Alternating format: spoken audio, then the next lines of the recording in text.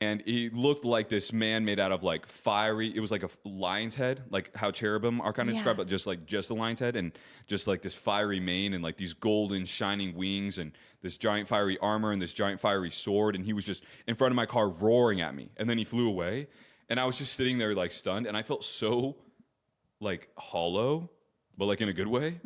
Like for the first time, I was like, and my mind was silent.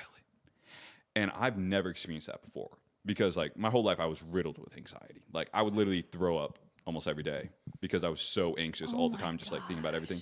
And so for the first time in my life, I was like, and I remember just sitting there in my car, like feeling like so exhausted for some reason, and like felt like I yeah. just ran a marathon or something. And I was like, God. And he spoke so quietly, but it was so clear because there was no other noise. Yeah. And he was like, this is the peace that only I can bring. And this is how you're supposed to feel.